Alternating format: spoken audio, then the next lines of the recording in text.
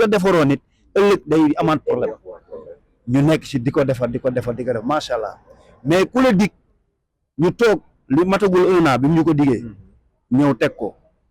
ñu toogaat si boofu noonu bi ñuy def lancement de travaux mu dig ñu assainissement foofu la ñu ko diggee woon mu woo ñu yàggul ni ñu comment dañuy liggéey boole ak kii ak Palme ni dinañ fa dugal ay rue si assainissement koñ benn ba loo xam ne ñun musul am këri kaw mu assainissement kon nag bu leen nit diggee ndékki ñëw jox la ndékki dig la añ nga gis cin li di xeeñ kon war nga xam ni da ngay añ fii dafa waroon indoon ay nit dañuy wax te yàlla tax maanaam fii nit ñi tey jii fii dañu waroon di buuxante sëy nag may dégg dañ waroon di buuxante fii ñu naan lan moo xew fii parce que lii dafa jafe il faut que ñu wax ko kon bu la nit defalee lu mel nii man li ma leen di wax may bu nit lu mu la defal si dooleem yow li nga ko mën a fay si sa doole yow tamit maanaam nga xam ni li ñu la defal parce que lu jafe la lu ñu doon jàmbat la des années.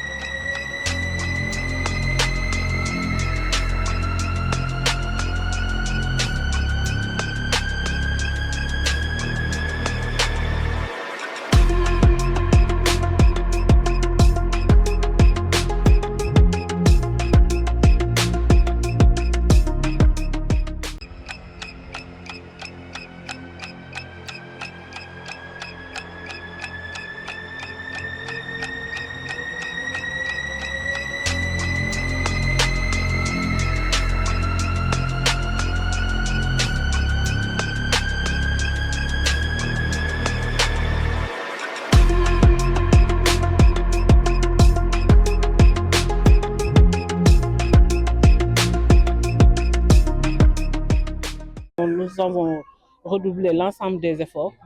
pour terminer l'assainissement d'ici la fin ou le mi-mois de ce mois-ci, vers le mi-juillet. Nous allons attaquer la voirie en mettant la couche de base de tout venant de 15 cm et en faisant la pose des pavés. Pour les pavés, c'est en cours de confection au niveau de l'atelier. Nous avons atteint la moitié de la confection. Pour le tout venant, la commande a été déjà effectuée. On devrait juste terminer l'assainissement, préparer la plateforme afin de mettre en œuvre la couche de base. Juste, il faut noter que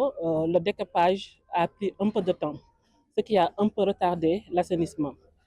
Parce que c'était un découpage qui était prévu pour 25 cm avec une quantité de déblai bien définie par le marché. Au cours de l'exécution, on a eu à exécuter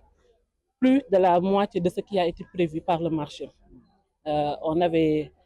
une quantité qui a presque doublé par rapport au découpage, au déblai à évacuer. Et le décaissement a été un peu difficile pour nous parce que l'assise était assez dure pour faire le décaissement. Donc c'est ce qui a causé une petite lenteur pour le démarrage de l'assainissement.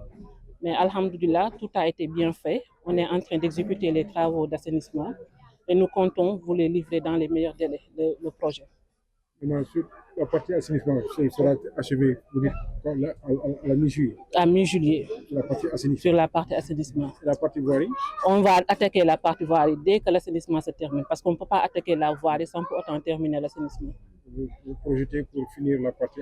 voirie quand? Voirie, la partie, il y a un planning d'achèvement qui a été transmis pour le mi-août,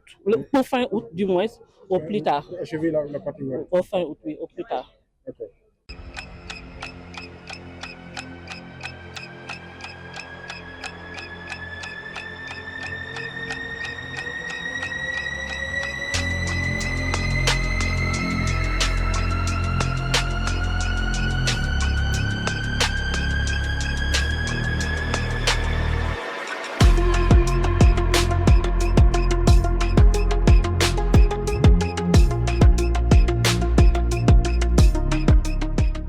Donc, comme maire, man mënuma bañ a def nit ñi dañu maire ñu lay remercier déedéet man su ma defoon leen rek nit ñi jaaxle te peut-être loolu moo tax yàlla indi ma ñi fi jaar ñëpp la ñuy def loolu man dama jàpp ni ñoom loolu lañ waroon def te ñoom loolu buñ ko deful woon man du ma def lii tey il faut faire attention ñi fi ñëwoon démb ak barki démb ñoom ñoo tax bu ma ñëwee tey war ni xam ni lii laa war a def il faut faire beaucoup attention bul ne rek maa def lii ma déedéet fi ma jaar ak ñoom ñëpp nekk ndaw di yëngatu moo tax ma xam ni bi ma ñëwee lii laa war a def kon man ñooñu itam dama leen di gërëm ñoo ma teg ci yoon bi kon lii yëpp pour wan ni visite de travail la visite de chantier la di féliciter le Palme waaw vraiment maa ngi leen di féliciter comme ni ma féliciter sànq DFC ci travaux yi mais nag deful liggéey loon kenn seen bopp ngeen di liggéey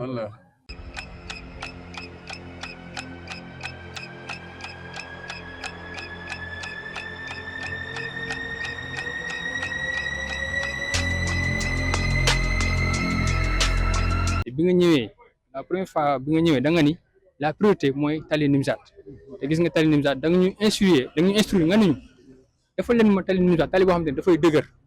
moo tax ñu def fa tali béton boo xamante ne tey mën na dund fii ba 30 ans ci kanam bi nga defaree tali Nimzatt ba pare nga xam ni entre le pont d'Ango et la route nationale en passant par le tunnel de Guendel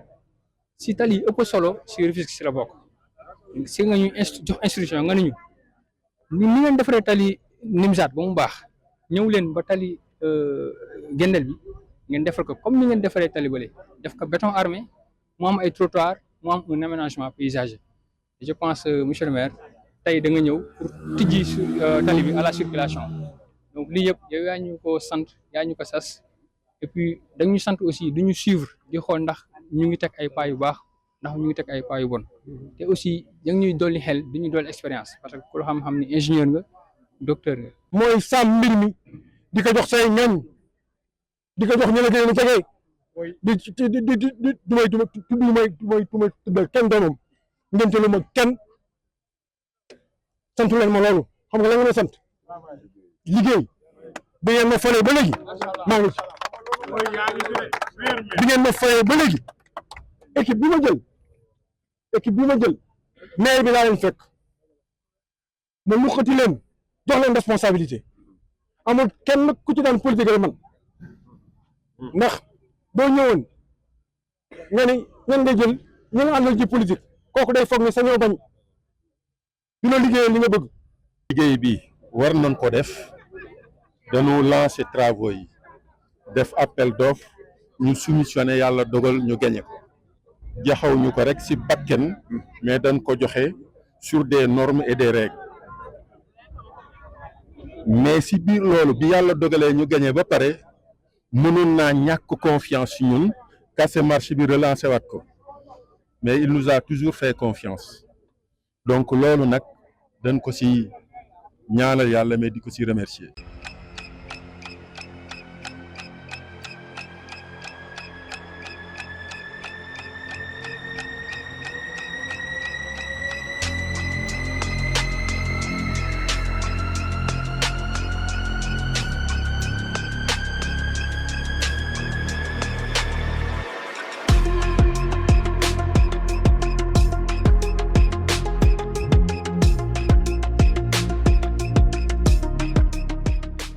Le pourquoi nous n'avons pas encore entamé ces bordures-là, nous voulons d'abord étaler le tout venant pour permettre au bord du CES d'avoir une bonne assise. Alors, pour la couche de base en grave concassé d'épaisseur 20 cm, nous avons approvisionné 100% de la quantité globale du marché qui est là. Nous allons faire le traitement de la couche de base dès le début de la semaine prochaine afin de permettre le coulage des bordures T2. Les pavés sont en cours de fabrication au niveau de l'atelier et nous allons acheminer au fur et à mesure et poser au fur et à mesure les pavés ici. Donc, par rapport au retard, un petit rappel, nous avons débuté le projet au mois de décembre, le 5 décembre précisément. Donc, c'est au mois de juin qu'on avait atteint les 6 mois d'exécution. Alors, moi, je peux ne pas dire qu'on n'a pas accusé de retard parce qu'il y a des travaux supplémentaires.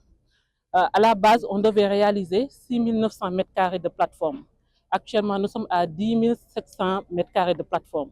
Donc, cette augmentation de surface a fait que ça a joué sur les durées d'exécution. Et il y a un avenant sur les travaux supplémentaires qui a été signé le mois prochain. Et cet avenant nous a donné 3 mois de délai supplémentaire. Donc nous sommes toujours dans les délais et nous comptons respecter ces délais-là afin de vous livrer des travaux de bonne qualité et dans les meilleurs délais. kon ñu ngi fii ci chantier wu tàkku bi fii la ñuy tëjee visite de chantier bi ak ouverture yu yenn infrastructure yi ñu pare ñu ngi ko tàmbalee këri kaw yéen ñëpp xam ngeen ni ci këri kaw ñetti tali lañ war a defaraat mooy hippodrome maintenant parents ak spéciaux yeneen ñaari ci njëkk pare nañ pavé yi li des mooy trottoir yi spéciaux moo gënoon yéex ndax dañ fa amoon ay problème assainissement nga xam nga loolu lu fa yàgg la mooy tali bi sës la ñu bëggoon xaar ba pare régler problème assainissement soog a commencé boo demee sànq gis nañ entreprise bi ni mu rechargé grave bi ak ni mu koy étaler ak même feneen foo xam ne commencé na sax di def sable dune bi pour poser pavé yi kon loolu lañ def këri kaw mais ci suñuy waxtaan jàpp nañ ni war nañ ci yokkaat beneen tali surtout tali yi nga xam ni capitaine Laurent lañ koy wooyee mais mooy tali bi sous préfecture bi nekk surtout beneen côté bi ñu xalaat ni war nañ am tuuti moyen pour compléter ko foofu bi ñu jógee foofu dañu dem rue 1 Mérina foofu dañ doon ubbi tali bi ndax pavé yi pare na trottoir yi pare na tali bi pare na ñun ñëpp ñu jaar foofu tijji ko waxtaan ak waa gox ñu rafetlu ko bu baax a baax bi ñu jógee foofu ñu dem Arafat ñu dem Guy Marius tali bu bees mooy tali boo xam ni ba mu waree tàmbali comme yeneen yi rek waroon na teel a tàmbali wante ba ñu ñëwee di ci waxtaan ak population bi ñoom dañu gisoon ni njëkkee assainissement bi am na solo bi ñu demee nag ñu waajalaat suñu bopp moo tax ñu jël presque ñetti weer pour dajale pour mën a tàmbali assainissement bi pour jublu ci tali bi boo xoolee bu baax entreprise bi nga xam ne moo yore fii tàkku moom moo yore aussi tali foofu Guy Marius gis nañ ni sori nañ ci trop ci assainissement bi ci vraiment 500 et quelques mètres bi naa li ci ëpp posé nañ regard yi ak conduite bi bu bon parce que loolu mooy priorité bi wax nañ tamit bordure yi ñoom defar nañ ko ba pare parce que entreprise bi ci ay atelier am defar na bordure yi aussi ñu ngi defar pavé yi aussi kon loolu lañ def gis Guy Marius waxtaan ak waa population yi bu bëree bëri xam nga tranché Arafat pra ndoxum taw bi tranché boobu yàgg na fi bi ñuy tàmbali liggéey bi amuñu woon lu mat parce que tranché bi 500 mètres la ñu ne comme am nañ lu mat 250 mètres nañ def genn wàll phase 1 bi tey bi ñu demee visiter gis ngeen phase 1 bi ni mu mucc ayib liggéey bu rafet ba fa aussi ba fa entreprise bi def macha allah vraiment terminé phase 1 des na rek ay alimentation eau bu ñu dévoyé ak quelques raccordements yu ñu def waxtaan ak population yi yàlla mi dara teewul moo ñu permettre moment bii ñuy pare phase 1 bi 250 mètres yi ñu amaat kattan ba choisir entreprise bi mu nekk presque la même entreprise bi nga war a def phase 2 bi kon du ñu am sax pause bu ñu paree loolu rek dañuy enchaîner pour def phase 2 bi pour que toute la tranchée sur les 500 mètres soit réalisée. C'est une immense action bi ñu jógee foofu dem nañ nag tijji tunnel ba gis ngeen liggéey bi ñu fa def ci tunnel ba gis ngeen ni yemuñu sax ci defaraat tali bi rek en béton armé gis ngeen xeetu trottoir yi ñu fa def gis ngeen xeetu yi nga xam ne ay aménagement paysager bu fa nar a am ñu ngi waxtaan sax ak xale yi ñu ne ñoom gis nañ ci en face kii gaz bi bëgg nañ fa def benn xeetu jardin kon gis ngeen sànq foofu nu mu soppeeku macha allah liggéey bi mu ci ay aussi bi ñu jógee Arafat amuñu woon def dugg xool tali bi jaar buntu kan pharmacie boobu xas que du ci xet dama ñëw aussi Arafat fi nga xam ne dañuy def raccordement réseau eau usée bi ak réseau ONAS bi dama ñëw fa mais loolu yëpp da nga xam ni mënul xaj ci bi ñu jógee nag tunnel bi romb Sokabek ndax Sokabek yéen sax yéen a ngi fàttaliku boolu li mu ñu ko woon ci tali yi ñu defar mais dafa ci am benn tronçon de 75 mètres 70 mètres bu doyoon waar bi ñu amee li ñu dese fële rek mën leen dem leen defar côté boobu côté bi gën doy waar gis ngeen aussi liggéey bu fa am sur béton armé liggéey bu mucc ayib ñu ne après li ñu war a complété mooy refléchir un peu sur le noir quelques points qui restent kooku mooy gën a accessible bi ñu paree foofu nag ñëw nag ci chantier ndeyu chantier yi xam nga bii Takko c'est un immense chantier c'est sur 1 kilomètre 200 lu tuuti dañ ci yokk chantier boo xam ni da nga ne woon par exemple nangami million nga fay def demaat xoolaat xayma waat ne naa ci yokk 30% presque de travaux supplémentaires kon chantier bu rëy la travaux supplémentaires nag jàppaleen ni drainage baa ngi ci mais aussi amorce yi ñu def ci yenn koñ yi bari na ci amorce yu bari yi nga xam ne dañ koy defaraat ak leneen bi ñu ñëwee ci foofu lañ nekk ni waxtaan ak entreprise gis nañ qualité travail bi amuñ ci benn xel ñaar gis nañ aussi ne ci wàllu drainage bi ñun entreprise bi 200 mètres yi ñu waroon def ñu def na ko ba pare dalo bi raccordé nañ ci curé nañ aussi ouvrage yi fi nekkoon même en aval curé nañ dañ ci nañ ne dinañ am un dispositif de surveillance durant même la saison des pluies parce que loolu presque lu ñu yokk ci projet bi la maanaam wàllu assainissement bi muy presque liggéey bu ñu ci defaat yokk ko ci lépp pour dëgëral liggéey bi ñëwee gis nañ tant que chef de chantier bi mu ngi présenté projet bi ak directeur technique bi ñoo wan nañu ne sur c'est vrai que sur le plan terrassement tout est fait radier yi tout est fait